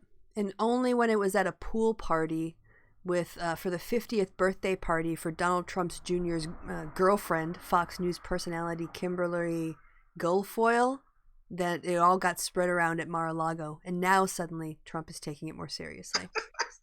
Yeah, once it started to affect him. Yeah, precisely. It's so Trump. Yes. It's so Trump. Yes. Also, Tucker Carlson had to fly down to Mar-a-Lago and tell him to take it seriously. Oh, for fuck's sake. We're having to rely on Tucker Carlson. Yes. He won't listen to the medical experts. But he'll listen to fucking yeah, this absolute slice of shit. Yeah. This is who's running the government right now. Humanity's dead. Bring on the zombie apocalypse. Bollocks to it. There's no point fighting the inevitable. I think there's an We entire... can't survive with leadership like this. I think I have a Tucker Carlson, but basically that was the story. Oh, I'm sure you get used to the taste of brains after a bit. Here, well, while we wait for the zombie apocalypse, there's this cool video that basically tells you how to make food in your own house so that you can survive the zombie apocalypse. Well, I used to do what the fuck is that? Dragonfly. Oh, okay. Yeah, I used to grow tomatoes. But I ended up growing too many tomatoes, so I ended up having to eat all the tomatoes. And after about 2 weeks, I was thinking to myself, I would kill to not have to have a meal with fucking tomato in it. Because I didn't want to waste them, you know. I like the one with the green pepper, though, or the peppers. That's very good. I like that a lot. Yeah. The corn cob one is also pretty good. Yeah, but the thing is, vegetables are nasty. Corn, not corn cob. Corn cob is what you do your ass with. When we run out of toilet paper, we're all going to be really grateful for corn on the cob. So we can get our corn cobs out. No, well, those brown streaks on Rory's fur are completely unrelated. It's different. Yeah. It's fine. You're just going to wipe your ass on the cat. This was it. Surrounded by expert, Trump still needed an intervention by Tucker Carlson to take coronavirus seriously. See, but Tucker Carlson's not a stupid man. He must know that having Donald Trump as president is really dangerous. Because it shouldn't need the intervention of a TV presenter. No. To get the president to take an obviously incredibly serious thing seriously. Well, now he's saying that he thought it was a pandemic before people said it was a pandemic, and he's always known it was going to be bad. It's amazing. Trump, he said that. No, Trump said that. Oh, okay. Of course, yeah. But he's also saying the world was blindsided. Right, and was going to be down to one person. Yeah, he's a twat, yeah. Isn't he? Yeah, I mean, truth is lie, and slavery is freedom, and he's innocent, and... Well, when Trump dies of coronavirus, they can just print fake news on his tombstone. And that means he's alive. There you go. Simple. Sorted. Checkmate, atheists. Okay. Some more coronavirus-related stuff. Pastor Guillermo Maldonado previously suggested that people Maldonado, come on. I don't know. Thank you. Suggested that people who skipped services were caving to fears instead of believing in God's promises. Florida megachurch cancels service amid coronavirus outbreak. I know this is going to sound bad, but if there is a person who deserves to get this virus, if it would be someone like this. Who puts people in danger. Yeah, who actively, knowingly puts people's lives in danger. Puts everyone's lives in danger, because it's not just these people. They go home to families, they go to stores, they go to bars, infecting God knows how many people. And isn't it amazing that hospitals aren't filled with faith healers right now, curing everybody of coronavirus?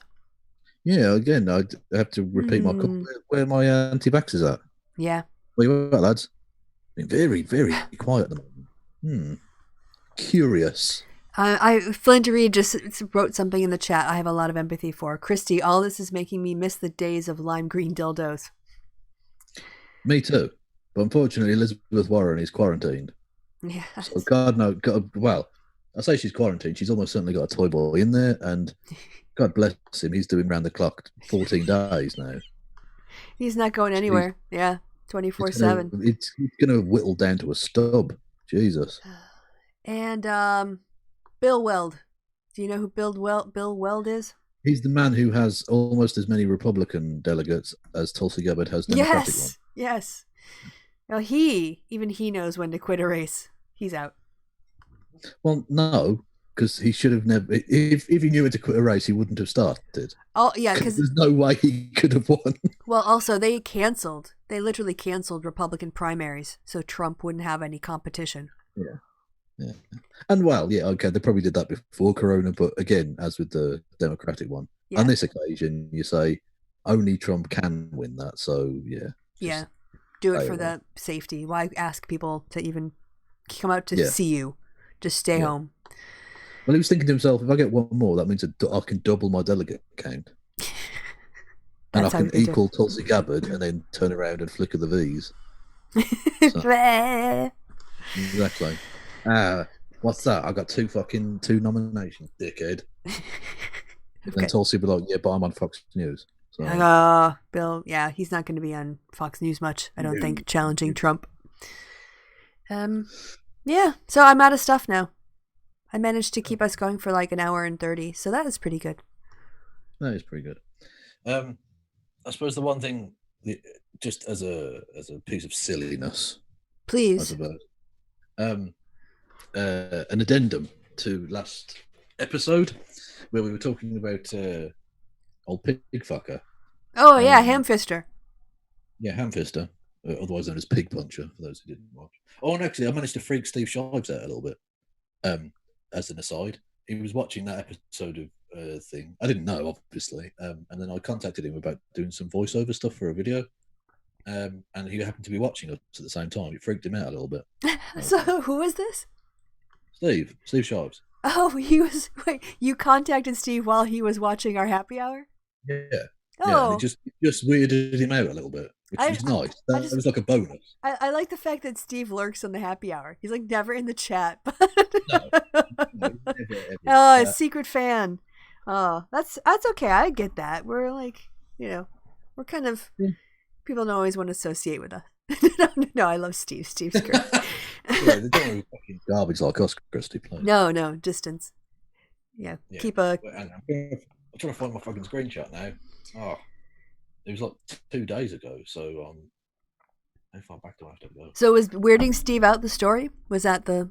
No. Oh, okay. That just happened to because I mentioned last time's episode, and it reminded me that I weirded Steve out. Anyway, so I need to screen share. You need to unscreen share. Oh, okay. Yeah, that'll help.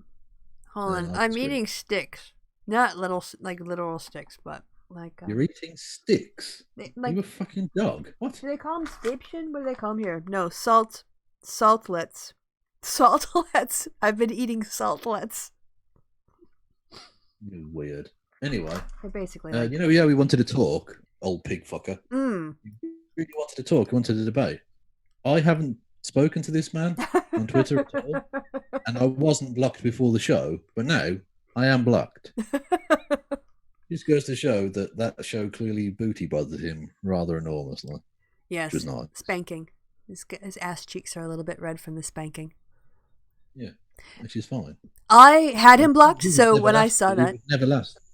It would never last with Elizabeth Warren. No, Elizabeth would eat him alive. Yeah, it is. Pretzel sticks, yes, pretzel sticks. That's what I'm gnawing on. But on that, because I had blocked him after our very pointless exchange, because why? And when you showed me that, I went and looked. I unblocked him so I could look at his timeline, and he hasn't mentioned our show at all. Never mentioned. You noticed though. You noticed. He noticed. He noticed it clearly. He left evidence. He blocked me. Yeah. And I didn't even know. Someone else quote tweeted him, and it said this tweet's unavailable. So I was like, oh, "Who's this from?" And they said Pig Puncher. So I went and I typed in Xanderthal or whatever, and I found out. Oh shit, I'm blocked. What? I literally never talked. Well, that makes that's a good ending. Laughing. That's what she said. Yay! All right. Yeah. Do you have anything else coming up while I clear my throat? I've got pretzel in my throat. Sorted. Well, I'm working on a video. It won't be out for a while because Steve's getting past his weirded outness to do the audio. But there's no immediate rush, Steve. If you make it this far in this episode, there's no immediate rush. So I got that. I've been roped into doing. We're going to finish off the D&D adventure thing, whatever. I thought you'd say no to that, but you said yes. I said, if you want me, and then we went. Yeah, if you want my body and you roll dice. If I said you had a beautiful body, would you hold it against me? Is my favourite pun ever. I love it. Yeah, can you get some violent, sexy dancing there?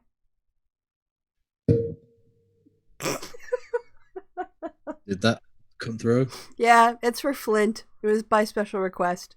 Kristi, can we have some violent, sexy dancing before you guys go? Oh, okay. I'll give you an extra bit. I got feedback on that even. What'd you bang that with? Yeah. My dick. I worked out a thing, didn't I? I worked out a new technological thing. Didn't I, Krista? You mean last night? No, in the Facebook chat earlier. In the Facebook chat earlier. Oh, yes. Yes. Kevin is advancing in his technological abilities. He learned the voice messaging system, that functionality on Facebook Messenger. So he sent me. Play that for everyone. Oh yeah, I can get it out. That's what that's what he said. That's what they said. Maybe, who knows? Yeah, and I just recorded just a quick message for Kristi. And I feel like this is when people invented this kind of communication technology, this is what they wanted. Definitely. Yeah, so, if you want to know what it's like behind the scenes to be friends with Kevin and what he's got going on, this... I was in bed having a lie down doing this as well. Right. I'll make sure the volume is up because I think... Yeah. All right. I don't know if this is going to come through, but I will try. Now it's rotating. Hold on. Here we go. Penis. That was it. That was the message I got. Yeah. So when Alexander Graham Bell was working on this, he thought that's definitely where this technology needs to end up. With an idiot in bed having a lie down, sending penis to his friend. Sending a message of penis. Yep. Penis. So from Kevin to me, and from Kevin from me, through me to you. Wait, that sounded bad. Yeah, Kevin's gone through Kristi, and see, that just ends up in a mess. It does. Well, exactly. Yeah. We needed tissues, but unfortunately, they've sold out. Yeah, actually, we haven't, but let's just go with it. Anyway, yeah, let's. Good luck on your video. Let us know how that continues on. I'm sure. Okay. Well, especially if you are self-quarantining, you have plenty. You won't have any scheduling conflicts. Oh yeah, you're doing the D&D. That was what we got distracted on before the. Yeah, D&D Sunday. I forget the exact time. Apologies, but it's on Essence of Thoughts channel. Yeah. Also, there's a Hamfister video on the 20th on Ethel's channel. Yes, which will be interesting. Yeah, that one's been sitting out there for a long time, so I'm kind of wondering why. Oh yeah, and he's taken it really well. He hasn't sent his army of gobshites after Ethel at all. Oh no, not at all. Really pleasant, lovely guy. Yay, he's better than us. Flint just called it an audio. Sorry. Go on. Oh, Flint just called what you sent me an audio dick pic. Basically, yeah. Yeah. Although as usual, my descriptions are a lot more substantial than reality. HK in the chat said Alexander Graham Bellend. Nice. Someone got me with one the other day. I was talking about it was underneath my the Coffin Peter Coffin post we showed last time, and it was obviously going about the hardcore Bernie supporter people who were just arseholes, and someone called them the Branch Bernardians. Yes. Right, which was funny. But then someone put underneath, wouldn't the Branch Bernardians be from Waco, Texas? Oh, that, yes. That's... That, and I wiped away a tear of joy. Amazing. That's the kind of wordplay you like. Exactly that. I mean, that got me. Yeah. But we'll probably do a happy hour before you do D&D. I think I'm going to be doing D&D at the same session as you, so we might get to game together. What do you mean? You're going to be what? I think there was an open call to join that last game. I had no idea. Okay, yeah, if you're there, that's awesome. Yeah, you weren't the first time, so I was like, what? Are you a new character? Because I think it's an earlier game. I'll have to look at the times and check with Kristi. Kristi, I have no idea what's happening. All I know is D&D's happening, so I have to... At some point on Saturday, do a thing. For that thing. Yeah. Well, oh, Ethel's lovely. She came to me and was like, do you want to do this D&D thing? I said, yeah, if you want. And you're like, oh, well, do you want to? And I just thought, oh, fuck it. I thought, well, I haven't tried it since. I'll play if you want me to. And they went, yeah, go on then. So, nice. Okay. Anyway, so that's happening Sunday. Yeah, so that'll be... I mean, I don't have any football on, so I'm not missing anything. And by Sunday, I'll probably be fucking mental. So, yeah, it'll be maybe a good I'll change. enjoy the D&D really a hell of a lot. I also love that all the people in our chat are like, okay, bye, see ya, gonna catch you not gonna stay to the end. They're like fucking off before the end of our show. Like they know that we just talk shit at the end. Now it's just, this is like the stuff that people are like cleaning up the bar before they lock up, and this is pointless. Like there's no more drinks. We shouldn't do the plugs at the end because no one's around. Yeah, we should do it at the start. Left. Yeah. Yeah, so what have you got coming up on your channel, Kristi? Nothing. I mean, just the usual. I did my Wine Ant report, and I got my weekend show, and I got this. That's a lot right now. So that is quite a lot. Yep. But we probably won't have another Wine Ant report unless something happens in the race. So, we didn't need to look at Bill Weld. I'm sorry, people. I should have taken Bill Weld away a long time ago. Rory Katz is still in the chat. Now we can have the real show. Okay, now this is when we all get naked and start dancing. Woohoo! No, we got to get going. Screen sharing anyway. I am with the chat. Oh, okay.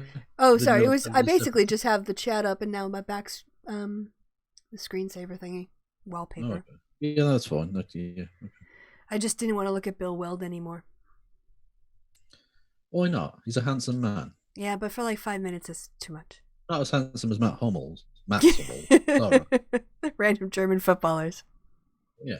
He's not random, Kristi. He was a member of the 2014 World Cup winning squad. You have some fucking respect. Well, he was random in your clips folder. He was random. He was a random picture of him. Yeah. He didn't be there, but it was. So I don't know what video. I'm not watching all my videos. Fuck that. But I don't know what I used him for. Maybe it was a Hummel joke? A what? What's his last name again?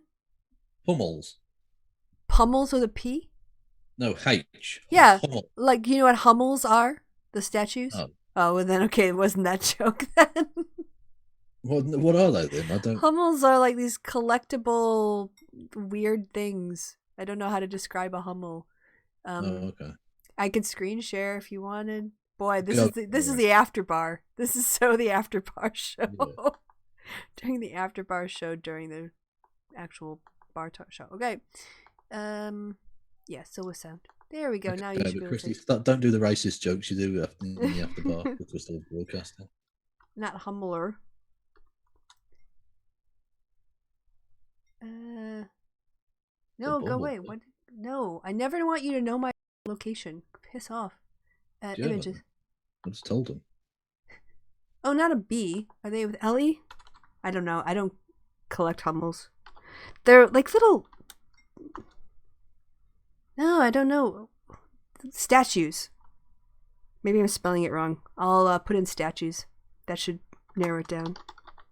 Yeah! Okay, no, it was EL. I was right. Yeah, these. Oh, okay. You've probably seen them around. You just didn't know what they were called.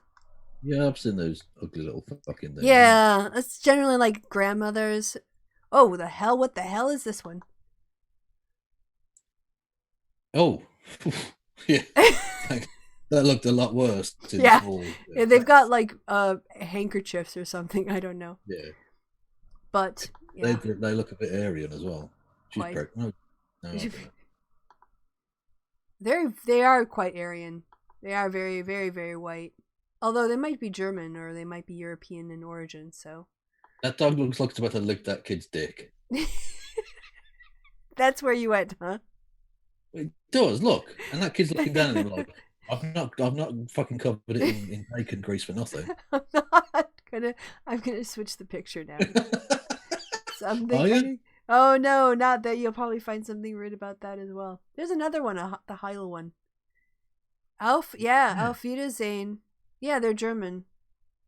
So those are Hummel statues. Well, maybe he's named after the Hummel. I don't know. I imagine not, but probably. I don't know. We could probably find out their history by just going to Wikipedia, but now we've got to back through all of these Hummels. No. There we go. You haven't got to. No, but I did. Okay.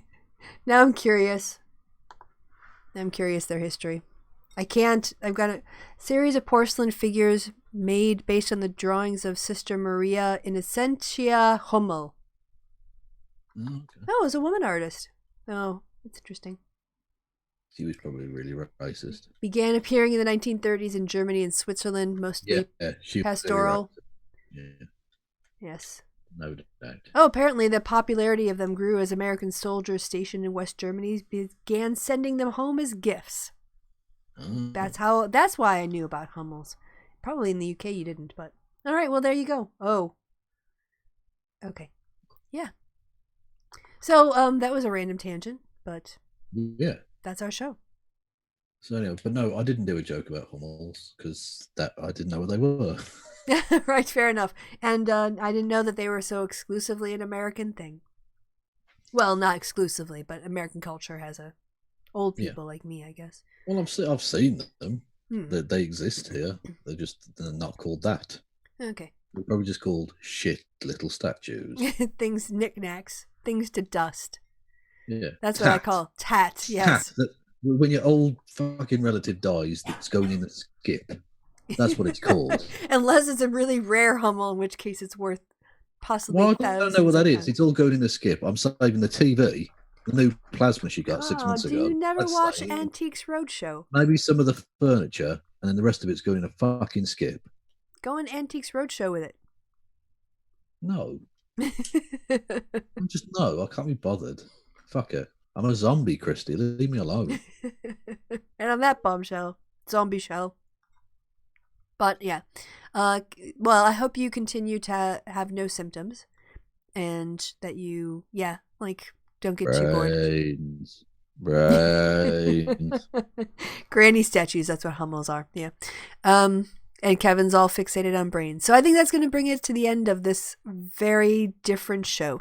Thank you to the 75 people currently watching. Appreciate it very much. And why are you here? We just did a fucking 5-minute bit on Hummels, and you're still here. How? They tough it out. It out.